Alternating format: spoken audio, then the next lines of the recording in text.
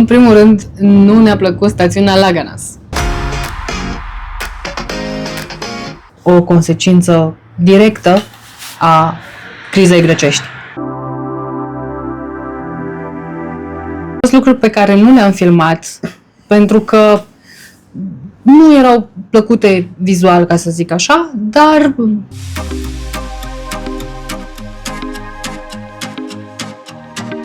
bună ziua și bine ați venit la un nou vlog de-al nostru, Turiștii de Weekend. Ne-am întors din Zakynthos, ne-am întors cu camerele pline, cu capul plin de amintiri. Multă odihnă. Și cu multă odihnă, da. Într-adevăr ne-am și odihnit, că am stat la plajă destul de mult. Iar în vlogul ăsta vrem să vorbim despre lucrurile care ne-au plăcut și lucrurile care nu ne-au plăcut. Și, înainte să intrăm în discuțiile serioase despre ce ne-a plăcut și ce nu ne-a plăcut, nu uitați să ne dați un like, să ne dați un comentariu și să vă abonați. Abia așteptam să zic asta. Deci like, comment, abonare. Și distribuire. Și distribuire. Mulțumim frumos! Sunt lucruri pe care nu le-am filmat pentru că nu erau plăcute vizual, ca să zic așa, dar pe care voi trebuie să le știți, mai ales dacă vă plănuiți o vacanță în Zakynthos și să știți unde să alegeți cazări, ce să evitați. Bineînțeles, o să începem cu lucrurile care ne-au plăcut, ca să nu ne întristăm din prima. Ne-a plăcut foarte, foarte mult, ne-a plăcut hotelul la care am stat. Am ales stațiunea Argasi, pentru că, din ce am citit, este cea mai liniștită stațiune, cea mai potrivită pentru cupluri, pentru persoanele care vor să meargă acolo să se odihnească. Gălăgie.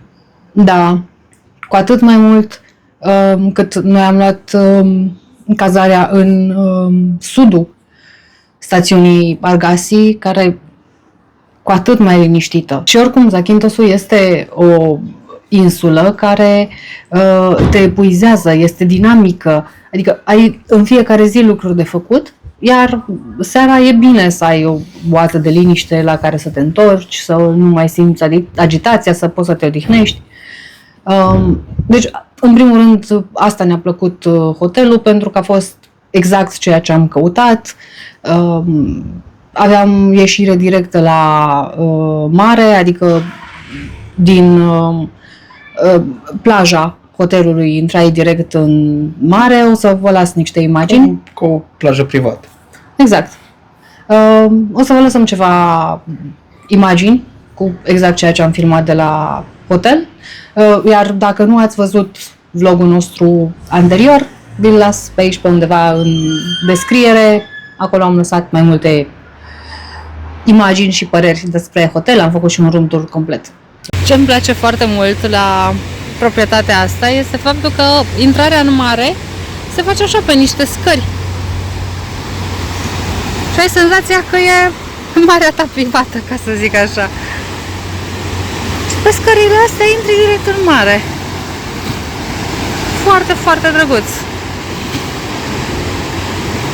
Efectiv, e mare privată, având în vedere că, după cum bine vedeți, nu e nimeni în apă, deși e prânzul, adică ora prânzului. Oricum, zona asta este una dintre cele mai liniștite zone în care am fost, că ne-am plimbat destul de mult în jurul insulei și zona asta de sud a insulei Argasi mi se pare cea mai liniștită și mai potrivită pentru relaxare. Apoi, ce ne-a plăcut din nou foarte mult este centrul turistic al orașului Zakynthos Town. Și zic centru turistic pentru că la ceea ce nu ne-a plăcut, când o să ajungem în partea a doua a vlogului, o să vă spunem ce nu ne-a plăcut, dar partea turistică a Zakynthos Town este extraordinar de frumoasă. Acolo se simte foarte clar influența Italiei și a faptului că Zakynthos a făcut parte din Republica Venețiană timp de 300 de ani. Zakynthos Town este capitala insulei Zakynthos și locul unde trăiește mai bine de o treime din populația acesteia. Orașul a fost aproape complet distrus de un cutremur puternic în 1953 și a fost reconstruit aproape de la zero, păstrând însă arhitectura venețiană tradițională. Timp de 300 de ani, Zakynthos a făcut parte din Republica Venețiană, iar influențele italiene se simt și astăzi în arhitectură și gastronomie. Piața Solomos, inima orașului, poartă numele poetului național al Greciei, Dionisios Solomos, care s-a născut chiar aici, în Zakynthos. Seara, Zakynthos Town prinde viață, terasele se umplu de localnici și turiști, iar atmosfera este una dintre cele mai frumoase de pe insulă.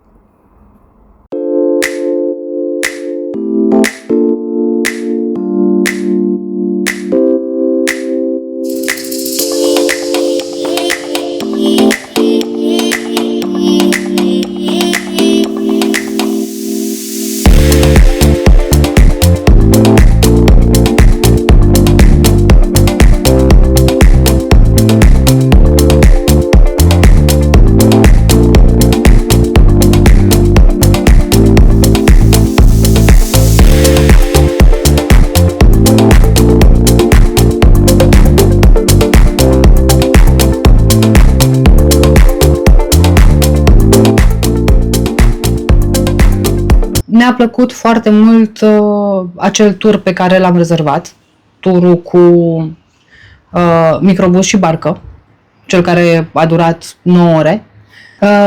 Ce ne-a plăcut foarte mult la acel tur este că agenția prin care l-am rezervat, Happy Days Zante, au avut grijă, ghidul și șoferul, să ajungem primii la toate obiectivele turistice, astfel încât să putem filma, să ne facem pozele, să Bem o cafea, să ajungem primii la orice să ajungem primii, da, ca să putem.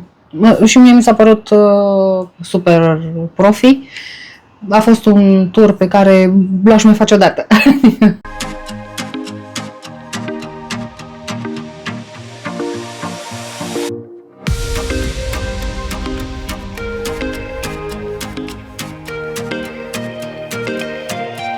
Navajo Beach este cel mai cunoscut obiectiv turistic din Zakynthos și una dintre cele mai fotografiate plaje din lume.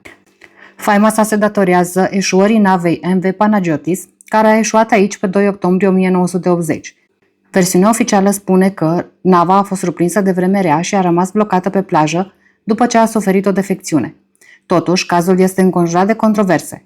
Potrivit mai multor investigații și relatări din presa greacă, MV Panagiotis era suspectată că transporta țigări de contrabandă din Turcia către Italia și că încerca să scape de garda de coastă elenă. Deși suspiciunile au rămas asociate cu nava, ele nu au fost confirmate definitiv. Înainte de naufragiu, plaja era cunoscută sub numele de Agios Georgios și era vizitată de foarte puțini oameni. După 1980, imaginea epavei a devenit simbolul insulei Zakynthos și a transformat acest loc într-o atracție turistică de renume internațional. În ultimii ani, Navajo Beach a fost și centrul unei alte controverse. Din cauza riscului de prăbușire a stâncilor, autoritățile au restricționat în repetate rânduri accesul atât pe plajă, cât și la celebrul punct de belvedere de deasupra ei. Astfel, deși rămâne unul dintre cele mai spectaculoase locuri din Grecia, siguranța vizitatorilor a devenit o prioritate, iar accesul este permis doar atunci când condițiile sunt considerate sigure.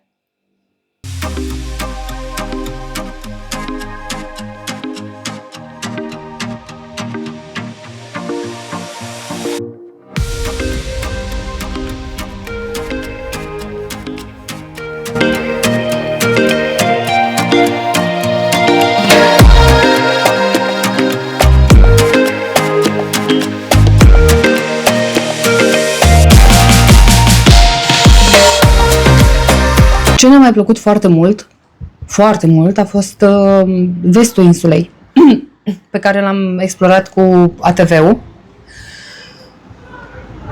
Fără ATV nu faci nimic, sau fără o formă de transport, pentru că transport în comun nu au, sau de foarte slab, dar ai nevoie de fie mașină, ATV. Un sat care mi-a plăcut extraordinar de mult și pe care nu l-am filmat, din păcate, este Kerry.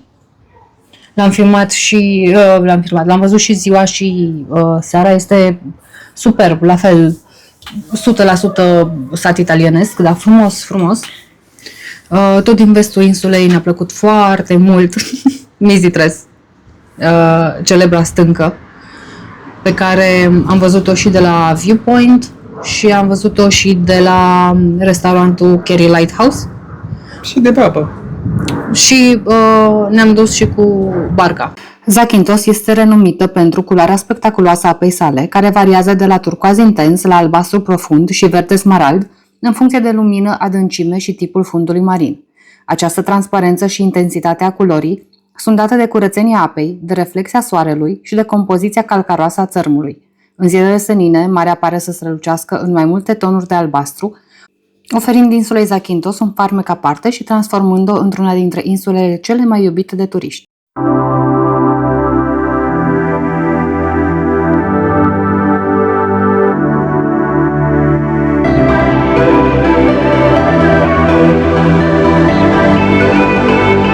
Da, imaginea stâncii Mizitres și apa turcoaz de la baza lui sunt ceva de vis. L-am pozat din toate unghiurile, din toate direcțiile de vis.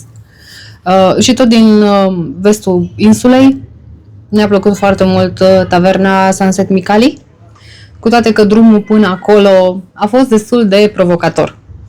Într-un final am ajuns și noi la taverna Michalis, care se presupune că are cel mai frumos apus de pe insulă și am făcut rezervare cu vreo lună înainte și într-un final am ajuns. Suntem nervoși de pe drum. Hai să ne luăm locul, ne iau alții loc.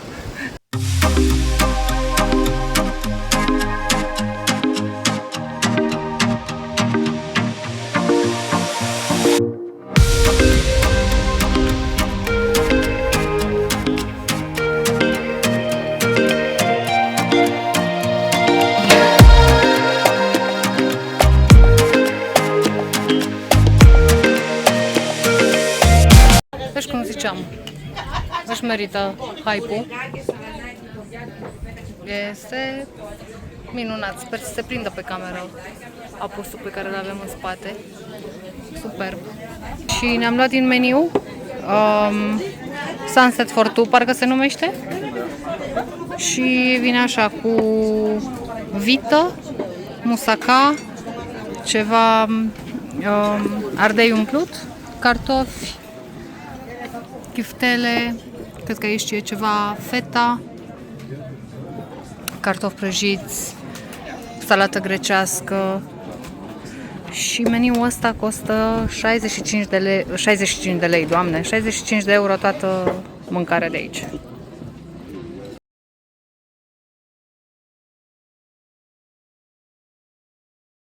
Deci, ca să sumarizăm, ne-au plăcut foarte mult peisajele de vis. Deci, Zakynthos, din punct de vedere al peisajelor, este paradis. Ne-a plăcut foarte mult mâncarea. Ne-au plăcut oamenii și felul în care am interacționat cu ei. Da, și mie mi-a plăcut foarte mult faptul că tavernele erau deschise până foarte târziu. Asta a însemnat că puteam să mergem la 10-11 să mâncăm, după ce îți terminai toate activitățile. Dar nu la toate. Nu la toate, dar găseai. Da, găseai. Găseai și restaurante și supermarketuri deschise până târziu, pentru că dacă ai toată ziua activități pe insulă, până ajungi acasă, până îți faci un duș, până așa, se face destul de târziu. Dar insula are activitate până destul de târziu. Și acum o să trecem la partea mai puțin plăcută. Lucruri care nu ne-au plăcut. Lucruri care nu ne-au plăcut deloc. În primul rând, nu ne-a plăcut stațiunea Laganas. Deloc. Am ajuns în Laganas seara, după ce am fost la Mikali Taverna. Și am fost șocați de ce am găsit acolo. În primul rând, doar persoane tinere. Majoritatea în stare avansată de ebrietate, ca să zic așa. Muzică din toate părțile. Nu te înțelegeai. Nu. Nu pot să zic că era periculos sau ne-am simțit în pericol. Da, exista tot timpul riscul de a fi pus într-o situație neplăcută, ca să zic așa. Nu ne-a plăcut. Nu ne-a plăcut deloc. Mă bucur că nu ne-am cazat acolo, că să te cazezi într-o stațiune de genul ăsta poate să-ți ruineze complet sejurul.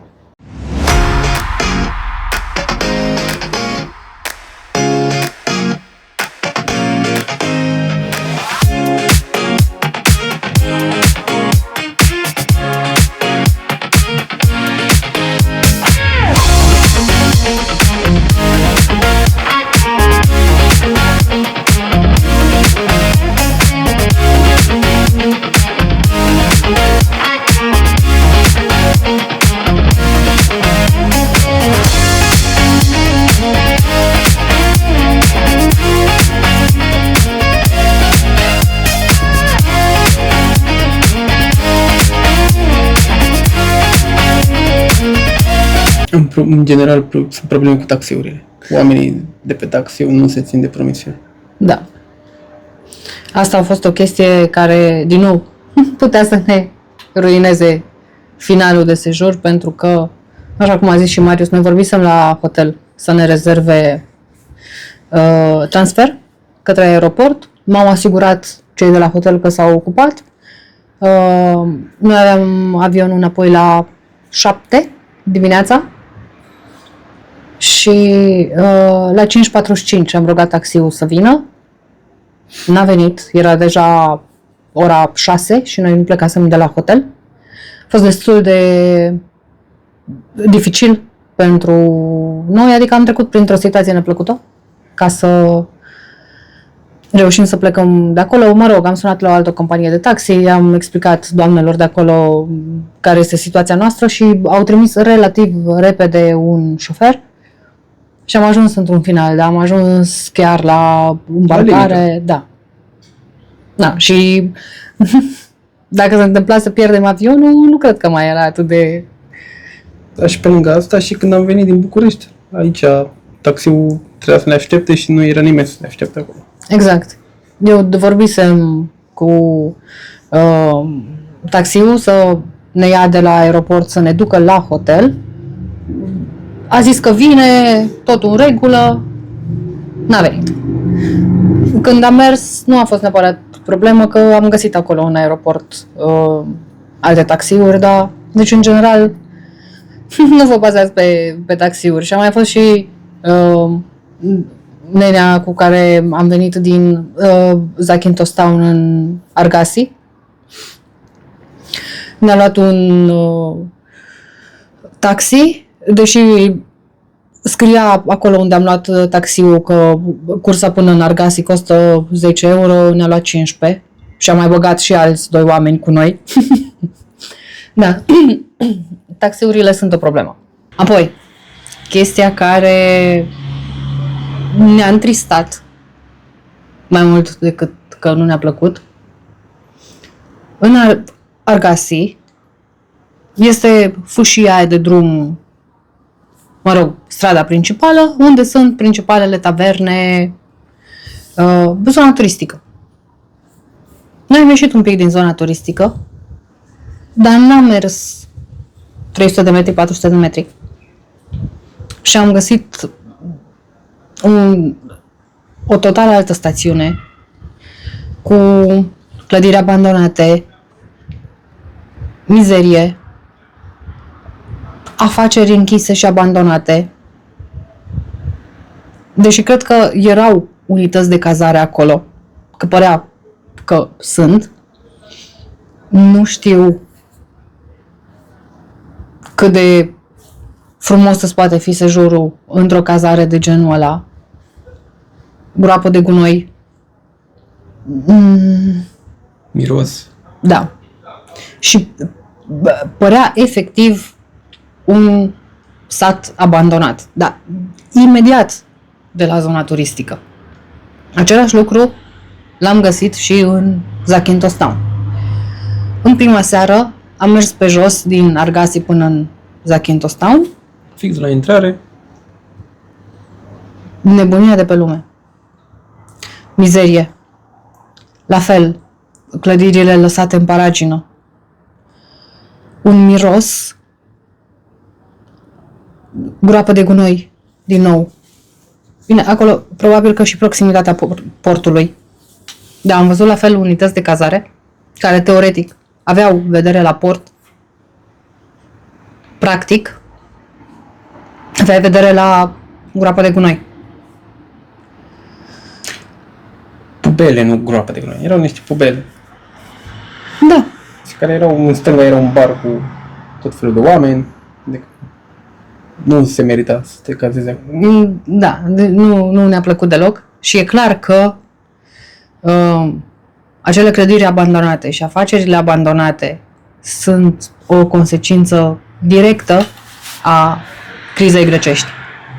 Așa numita criză grecească a început oficial în anul 2009, când guvernul a recunoscut că deficitul bugetar era de fapt de 15,1% din produsul intern brut, mult mai mare decât fusese raportat anterior. În același timp, datoria publică ajunsese la aproximativ 127% din PIB și avea să depășească 180% în anii următori. Pentru a evita intrarea în incapacitate de plată, Grecia a primit 3 programe de asistență financiară din partea Uniunii Europene și a Fondului Monetar Internațional, în valoare totală de aproximativ 289 de miliarde de euro. În schimb, statul a fost obligat să adopte măsuri severe de austeritate, au fost reduse salariile și pensiile, au crescut taxele, iar cheltuielile publice au fost limitate. Consecințele au fost dramatice. În 2013, șomajul a atins aproximativ 27,5%, iar rândul tinerilor a depășit 60%. În doar câțiva ani, economia Greciei s-a contractat cu aproape 25%, una dintre cele mai severe crize economice trăite de o țară dezvoltată în perioada modernă. Deși efectele cele mai puternice s-au resimțit pe continent, nici insulele nu au fost ocolite. În Zakynthos, o insulă care depinde aproape în totalitate de turism, multe afaceri locale s-au închis. Investițiile au fost amânate, iar numeroase clădiri și spații comerciale au fost abandonate. Chiar dacă sezonul turistic a continuat să aducă vizitatori, veniturile localnicilor au scăzut, iar nesiguranța economică s-a resimțit an la rând. Astăzi, turismul a ajutat Zakynthos să-și revină în mare măsură, însă urmele crizei pot fi observate și acum în unele zone ale insulei, prin hoteluri neterminate, clădiri abandonate și afaceri care nu și-au mai redeschis porțile niciodată. Nu toate sunt consecința crizei grecești, dar cu siguranță majoritatea. În concluzie, părțile bune au fost mai multe decât părțile rele. Dacă îți faci un pic temele înainte, poți să ai o vacanță. O vacanță de vis în Zakynthos. Zakynthos este un paradis din punct de vedere al frumuseții naturale. Dacă nu ești atent, poți să ai experiențe destul de neplăcute. Sperăm că v-am spus în vlogul ăsta cam tot ce trebuie să știți înainte să vă planificați vacanța în Zakynthos. Vă invităm să vedeți și vlogul nostru anterior, o să lăsăm link-ul. Și vă mulțumim că ne-ați urmărit și ne vedem la următorul vlog, care o să fie din București. Să trăiești! La revedere! La revedere!